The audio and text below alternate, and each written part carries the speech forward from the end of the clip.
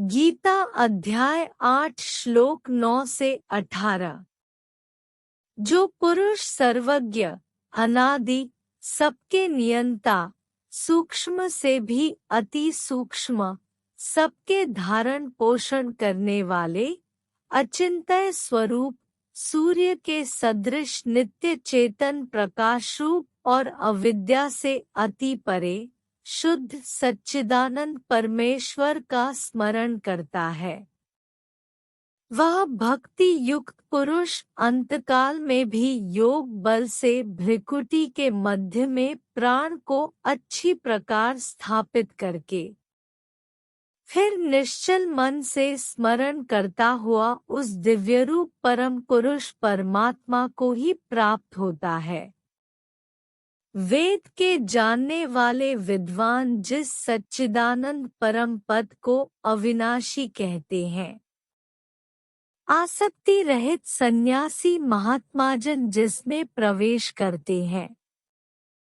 और जिस परम पद को चाहने वाले ब्रह्मचारी लोग ब्रह्मचर्य का आचरण करते हैं,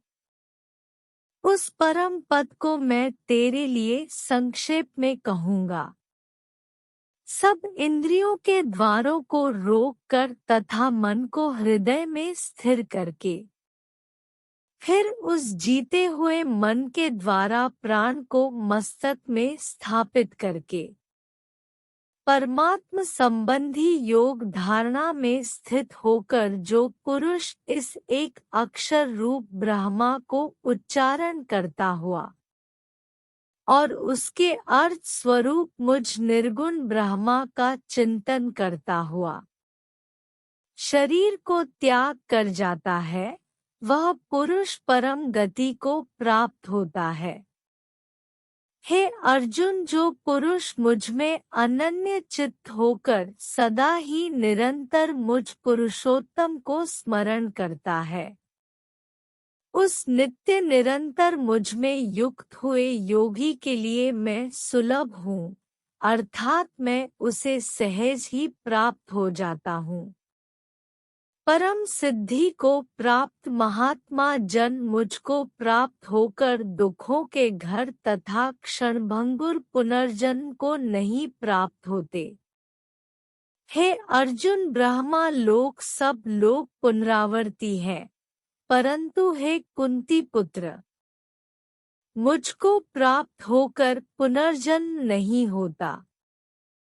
जो मनुष्य ब्रह्मा के 1000 चतुर्युगी वाले एक दिन को और सहस्त्र चतुर्युगी पर्यंत एक रात को जानते हैं, वे मनुष्य ब्रह्मा के दिन और रात को जानने वाले हैं। संपूर्ण चराचर भूतगण ब्रह्मा के दिन के प्रवेश काल में सूक्ष्म शरीर से उत्पन्न होते हैं